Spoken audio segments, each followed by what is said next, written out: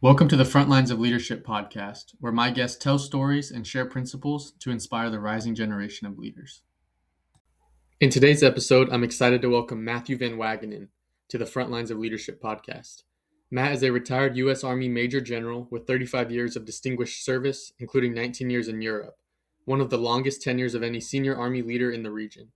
He most recently served as Deputy Chief of Staff for Operations and Intelligence at NATO's Supreme Headquarters Allied Powers Europe, overseeing operations for a combined force of 45,000 Allied personnel across 3 continents.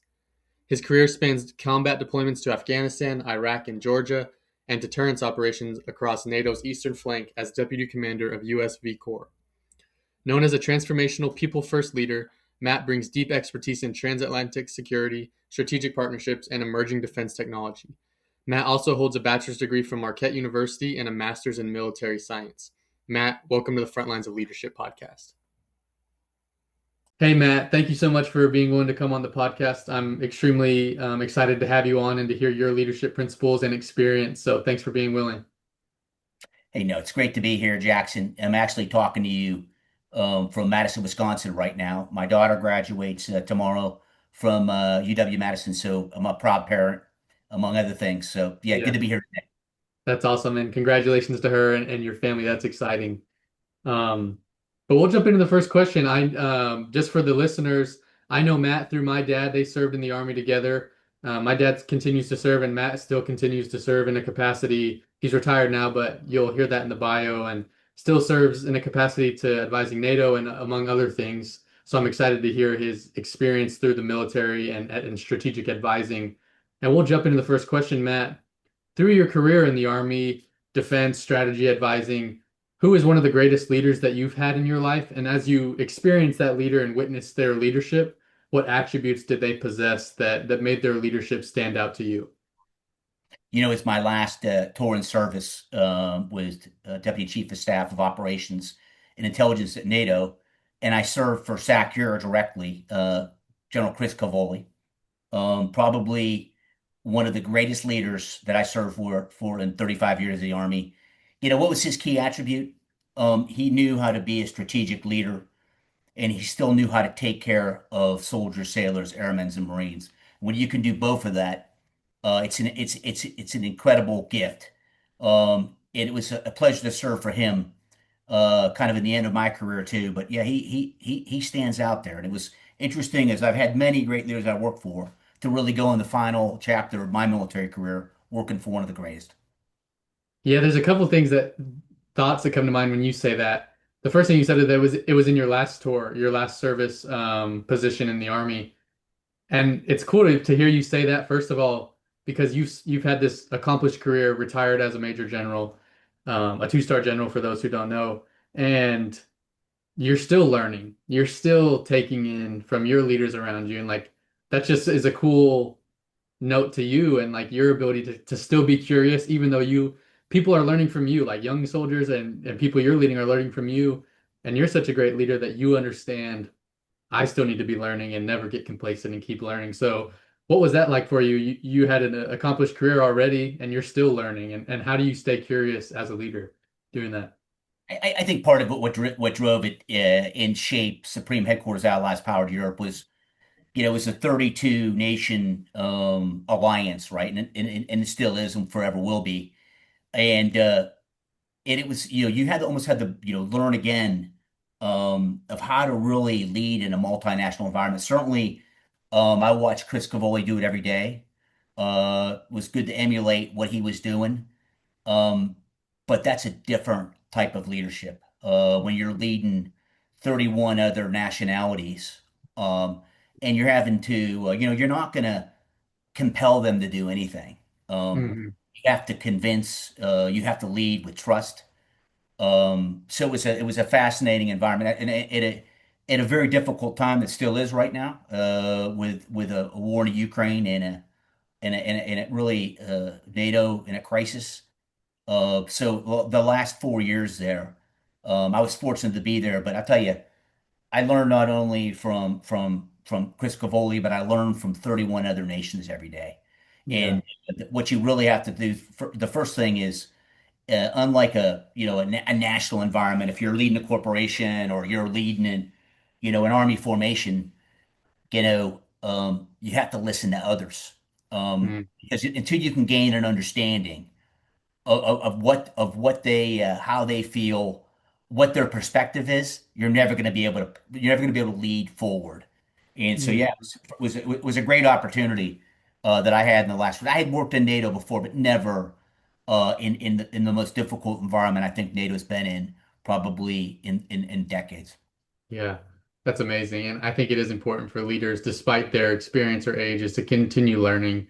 And like you're saying, despite the stage you're on, whether it's smaller, you're on a very large worldwide stage like NATO, in the experience that NATO's going through, continue learning, continue having those curious opportunities. I want to go back to what you mentioned that General Cavoli was really good at. You said one, he was a very strategic leader. He understood strategy and the tactical operations of being a leader. But you also said he knew how to take care and build trust with those that he led. And I think I'm reading a book and it talks about how do you gain credibility as a leader? And it's having character, but also competence. So one, he has great character. He understands the relationship side to take care of his soldiers, take care of his team. But secondly, he also is very competent, and he's a very well thought out and very effective strategic leader. And so he has those two, character and competence combined, that lead to credibility. And one without the other kind of leaves people wondering, can they really trust you if you don't have the character or if you're not able to fulfill the mission of competency? So, like, what does that look like? How does a leader, one, like, have pride in themselves to get the mission complete, and then still people understand that they care for them? Like, how does a leader do that in action? What does that look like in action? What did it look like for General Cavoli, and what does it look Yeah, like for you? listen, I was up there with him on this. I think the fascinating part is I think a lot of strategic leaders, they'll enter the strategic side of a corporation or a military organization, and it's easy to forget about everything that you've been through for 35, 40 years, and Mm, and operate on a level that I think is separated from the humans that are out executing that strategy every day. This is a leader that could do both. mm, And I learned that from him. But I think too many strategic leaders, they get in that position and they forget where they came from, what they learned, and the effects that large decisions every day would have at the lowest level. And to keep that connectiveness, uh, it takes humility. mm, It takes compassion, and it really, I think you have to, as you make strategic decisions, you've got to go back through the harder lessons you learned coming up, either through the ranks or through a corporation, to understand what are the effects, on 3 and 4 levels below you as you're designing strategy and policy. So yeah, I mean, it's too often people move into these strategic level positions and they kind of divorce themselves from everything that mm. they've grown through and learned. Yeah, no, that's a very good point and a practical point for a leader. Whether you're in the military, you run a business, you run a sports team, whatever organization it is, when you get to that opportunity where you have an official leadership position, not forgetting what actually turns the cogs, what actually keeps the engine going, and every decision you make from the top is going to flow down to the people that are actually making it happen every single day. I think that's important for a leader to understand. I'm glad you brought that up, to not lose sight of the things that actually make money or protect the nation or whatever it is, those smaller, lower level things that actually get the things moving. So that's important, I think, for leaders for sure. Jackson, somebody told me a long time ago, it's he long retired general now that me and your father both worked for at one time, General J.D. Thurman. And he always said over and over again, when you're too busy to walk by a soldier and either not acknowledge him or not stop to have a conversation, then you probably shouldn't be doing the job anymore. Now Mm, every day you don't have the luxury to do that, but I think you keep that in the back of your mind. The connectiveness with the whole corporation, with whatever you're leading in the military, because that's so important. I think yeah, that's what keeps you grounded to what you're doing every day. yeah, yeah, I like that. I've heard it said another way as well. If you're too busy to maybe, like you said, say hi to the soldier walking by you, you're probably too busy. Then you're probably busier than you were meant to be. Yeah. Yeah, that's cool. That's a good principle to keep that in mind to put other people first. I have another question for you. I've interviewed several retired military members. I'm excited to interview my dad here in the near future, but as you're still involved with NATO, so with the military in a capacity, but since you've retired, the question I like to ask is, do you see leadership principles like in a silo in the military and different in the military than outside, or do these leadership principles translate over similarly as they do in the military to an outside business or a team or another type of organization? I think they're universal, right? For good leadership, whether you're leading a large military formation, or you're leading a corporation, or you're leading a startup, right? I think how the characteristics of leadership and what the tenets are, they don't change, right? You've got to lead from the front by example. You have to develop trust. You have to be an effective communicator. I mean, we could go down all the attributes. I don't think they're that much different whether you're in corporate America or you're leading in the U.S. Joint Force somewhere. I don't think there's any, I mean, I think that the only thing that's different, right, is, if you're leading in corporate America or you're leading a business, right, you're working potentially for shareholders and a board, right? That there's a bottom line out there. Where in the Right. military, it's obviously in the U.S. military, it's about our nation, Mm. and the soldiers, sailors, and Marines that serve every day. So that's not. But the tenets of leadership remain the same. It's just those are the environments that are a little bit different, I think. Yeah, I think that's cool, good to clarify that the leadership principles across the board, the tenets of leadership, like you say, they apply to both.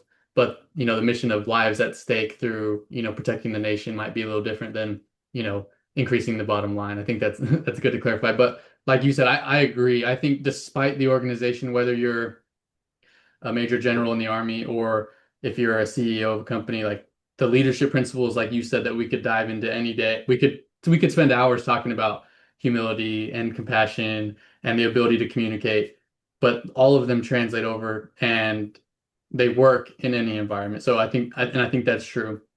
And I think great leaders, if given the opportunity, can lead in any environment to an extent. So yeah, I definitely agree. That's good insight. Um, Another question I have is this is kind of the origin of this podcast was I'm 25, and so I started this to help my generation and younger to inspire them to become better leaders. And so a lot of people, the people that I speak to and that might be listening, they may not have a formal leadership role. They may not like have a title. They may work in a company or maybe in the army and they're not like they don't have direct reports that report to them and they're not necessarily an official formal leader. As you look back on your career, what could someone do that may not be in a formal leadership role yet to prepare to be the leader that is capable of taking over that leadership role eventually? I think there's two things. I think one is, you know, reading about leadership, either, in the corporate world or the military world. I did a lot of reading when I was a young officer, right, and a cadet too. And then I think the other thing too is I would offer up the younger team out there is, try to find a mentor. And even if Mm, that mentor's, one level above you, if it could be two or three, it would be great. And it's hard, right? It's a lot of people don't have time to mentor. A lot of people look at it differently, but I will tell you, I am where I am today because I was mentored through the military along the way. People took the time to develop my leadership. I think in the civilian world, you might have to seek that out a little bit more. But I think talking to some close friends that are in corporate America, I mean, they do that every day, right? mm. And so I think mentorship, there's a facet to that, because even though you're not in a leadership position, these senior people to you um, can help, pull you along, to give you the understanding of maybe the decisions they're making every day. Yeah, I really like those two very practical things, reading and mentorship. The first one, if we can talk through both of those actually and kind of dig a little deeper into reading and mentorship. First, reading. I just saw a video from General Kane. He said great leaders are great readers, and that you can only have so much experiential leadership like experiences to grow your own. Like there's only so much experiences you can have in your own life to be a better leader. So you have to read from the people that probably passed away before, long before you were even born.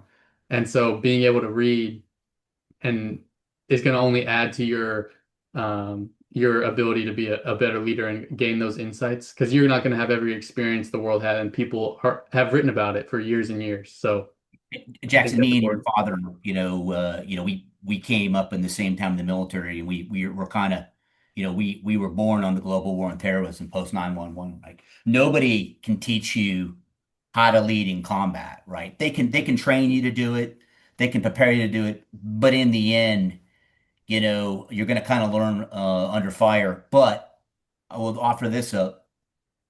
My first time in combat in Iraq in a tactical fight, I refer back to many books that I had read on combat leadership from as a cadet, as through a platoon leader, into a young captain. So I'd always refer back in my own mind, books I read about, Vietnam and Korea and Mm, World War II. So don't underestimate the power of books out there, and not only nonfiction but fiction too, right? yeah, yeah, They're both important, believe it or yeah. not.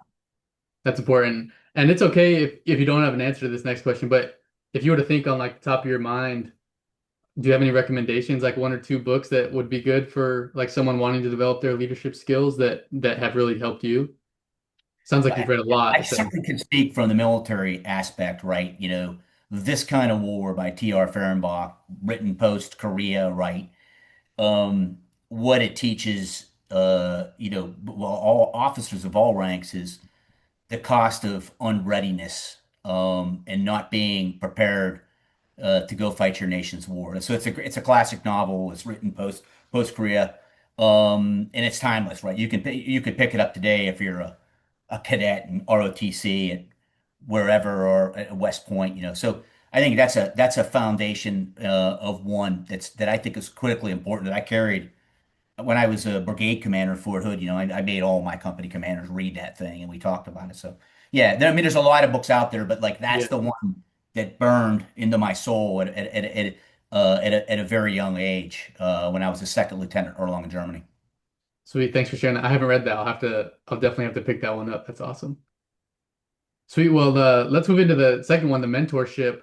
I think it's so important for like I would not even be like even just getting this podcast off the ground, even understanding like what softwares to buy so that you can host your podcast or I would definitely not be or even the job I work now for the software company, like I would not have either of these opportunities without somebody helping me along the way. Um, and so maybe if you could talk more, like from your perspective as a leader, someone who has been through it, if someone was to come to you and ask you to be their mentor, like what would you want to hear from that person that would make you like be encouraged to help that person rather than like this is kind of annoying and this person's just bothering me. Yeah, I think yeah, I don't know. I think all the people that I've mentored, right, I still do today. Many, all of them. I think their curiosity, right, sir, why are you doing this, or over time, and then it shows a willingness from the kind of the mentoree that, hey, I want to learn, I want to understand what's going on without being a pest.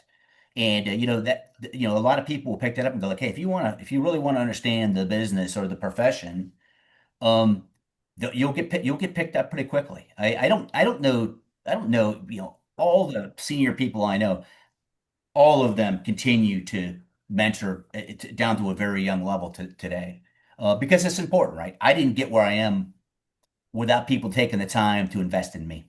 And Yeah, so, and I think that's, this goes on in corporate America, it goes on Wall Street, it goes on in, military formations at Fort Bragg. So it's a, I think But I think if you want to be mentored, you got to reach out, you got to ask the inquiring questions, and you're probably even going to have to put in a little bit extra work. Yeah. No, that's great advice. I remember being in college and my professors that when the school I went to, I was in the business school at BYU, and they really talked about mentorship a lot and how to approach people. And the word you said is the same one they taught us is curiosity. Be genuinely curious about people. Don't go to them, having an agenda, but be genuinely curious. Understand who they are, how they operate, and how you can add value to them and not just them giving value to you. And it's kind of difficult. And to the young listeners for this audience, like we don't really have much to add other than our curiosity. I remember I was sitting on a panel for the year behind me. I was graduating and the year behind me was starting in my program, and they asked me to sit on a panel. And I remember a student asked this question about mentorship. And I was like, look, we have nothing to really offer. We're so young, we don't have that much experience other than ourselves and our curiosity. And so to hammer that point down, like be very curious to your leaders, and they'll be more willing to help you to anyone listening who wants to get involved with a mentor. So thanks for sharing that, Matt. That's great advice. I think that also the youth, right? Whether you're like my daughter tomorrow coming out of college at 22 years old, or you or others. I mean, the people that are going to do really well and they're going to probably be mentored, the people that have curiosity, but they also have energy and they're not afraid to fail Mm, and they're not afraid to put in extra time and hard work. And universally, those things are for free. yeah. And you've just got to be willing to do it. And there's risk involved with that, right? There's, rejection. I'll do this and I won't do well at it. And so we're dependent on the generation that you're sitting in today, to my daughters. I mean, this is America of tomorrow. And so senior people, and we've got to invest in our future leaders, whether they're teachers or working for corporate America or private industry or whatever it is. Yeah. No, that's encouraging to hear. I'm in the middle of, taking lots of risk and putting myself out there, getting rejected to invite people to come on the podcast, whatever it is. And so it's encouraging to hear that from you that, we're next up and we got to continue to have that curiosity and that energy and maybe fail a little bit. But the faster you fail, the faster you'll succeed too, right? Yeah. Yeah, Well, absolutely. yeah. And you're gonna, as you go along, it's hard to fail, and I have. But that's where you learn. I mean, that's where you really become adaptive and resilient. And but it's hard. It's hard to sometimes pick back up, off the ground of whether you send your 90th resume out there and you don't even hear anything back. I mean, that's not easy to deal with, and but you Mhm. just got to keep moving forward. Yeah, for sure. No, I love that. I love that principle. Well, Matt, I've really enjoyed what you've shared so far, the stories and the principles and the advice. It's been very practical so far, and I really enjoy that being able to pinpoint things I can actually do to become a better leader, become a better person, a better worker. The next question I have for you is kind of for you to think back on your own career and about what successful leadership looked like.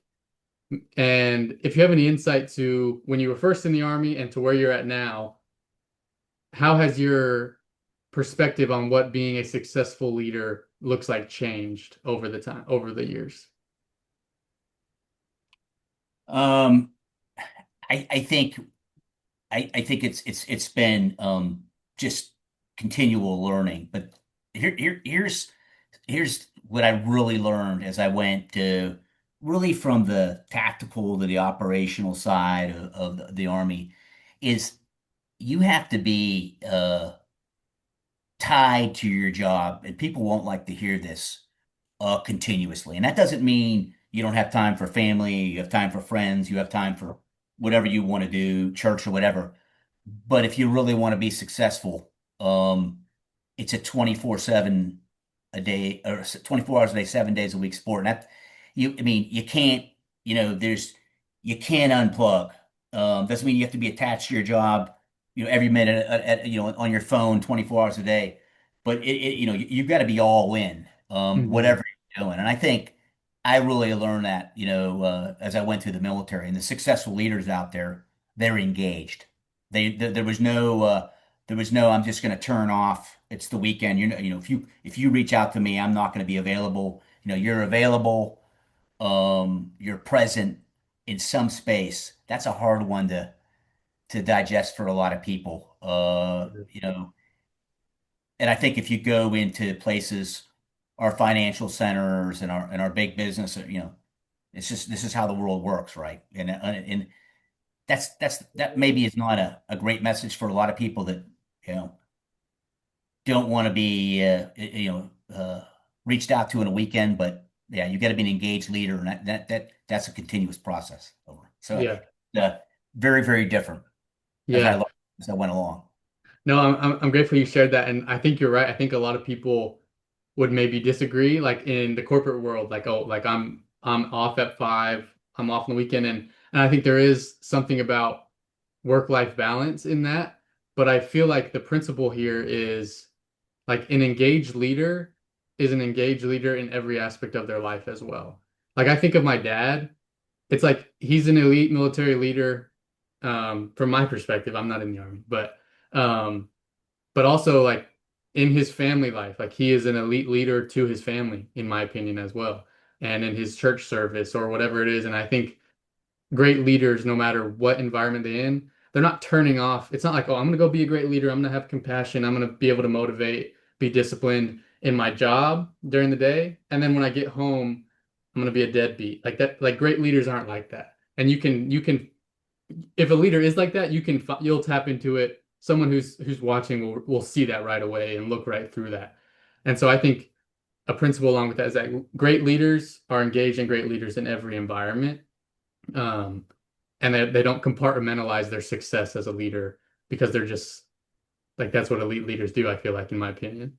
Yeah, two replies to you real quick. First, your dad is all that. Know that. I've served with him. I've served aside him. He's Thank everything you. you just said. And you know, that's kind of what I learned going, because you can't, you're young. Like I came in the army, like, hey, I don't want to be bothered over the weekend. It's just that's not the reality, and Yeah. you learn as you kind of grow. But yeah, great leaders are present. They're available. Uh, Hmm. and that includes, if you're a leader of a family, you're a father, right? You don't turn off. I don't have time for my family this week. And Yeah. maybe might take you away from the family, but you still have time for them, right? You'll figure out how to stay engaged with them. So yeah, Yeah. but No, it's that's a a hard one, I think, for a lot of people. A lot of people want their own time and they want to compartmentalize. I just tell yeah. you, um, that's not where great leaders come from. Yeah. And whether someone likes it or not, that's lived experience from you. And that's like really good advice. I think that someone could take and apply to their own thoughts on it and continue to stew on it and get better. And that's what I love about this podcast. Like I'm going to hear differing opinions from different leaders, but lived experience is lived experience. And like that is a principle and an experience that you can't deny. And so whether you agree or not, like you have to think about it. It's going to make you think, and change your own principles. And I think that's what I love about this platform is being able to do that for listeners. So thank you for being willing to share what you believe despite what others think. So that's awesome. Um, well, you've answered a lot of the questions I had for you as I looked at your experience and thought about what we could talk about, but I do have one more for you, Matt, if that's all right. Yeah, absolutely. Sweet. As I mentioned, audience being the younger generation and any leader trying to improve, again, looking back on your life, even if it's to like when you were a kid or early in as a cadet or, where you're at now, even just the last few years, what advice would you give to your younger self about being prepared to be a good leader? And then as you were a young leader and then grew into a very mature leader, what advice would you give to yourself, looking back? Listen, Listen. listen. Okay. And listen to understand, and that's hard to do. Um, but there's so many people around you, and they could be subordinate to you. They can be your peers, they can be your superiors, they can be family members. It doesn't make a difference. But I think, and that's a strong thing to say, just kind of cast that out there. But, people don't do a lot of listening anymore. And the more you listen, the more you'll understand, the better perspective you'll have, and then you're going to be able to make better decisions, right? And I didn't do that at most, I was a young officer, or I was, I had the answers, right? I could, but you don't have all the answers. And in fact, I'd offer you a lot of the people that you do lead, they have the answers. Nobody ever asked them the question. So that's my kind of big piece of advice that I would lend out there. And it seems pretty simple, but I think it's pretty difficult in Yeah. execution every day in people's lives. Yeah, well, I think a lot of us overlook the simple things. And if we can listen to understand, not listen to hear, then I think we'll all become better leaders, and the world will be in a much better place as we strive to understand each other, not just hear the words that are coming out of people's mouths. But Matt, thank you so much for being willing again to come on the podcast. I was really looking forward to it, and it did not disappoint. I think you gave very good advice, leadership principles from your lived experience. And so, again, thank you so much for being willing to come on. Hey, Jackson, thanks for taking the time to interview me, and uh, and thanks for all you're doing out there, being kind of a present leader for the younger generation, trying to get this out in front of them on this podcast. So thank you. Thank you. Thank you for spending time with us on the Front Lines of Leadership podcast. Leadership isn't about the position you hold, it's about the responsibility you accept and the people you serve. Take a moment to reflect on one principle from today's conversation that you can apply immediately, at work, at home, or in your community. Small, intentional actions compound into real leadership. Subscribe, share, and join us again as we continue to learn from leaders who show us what it means to lead from the front lines.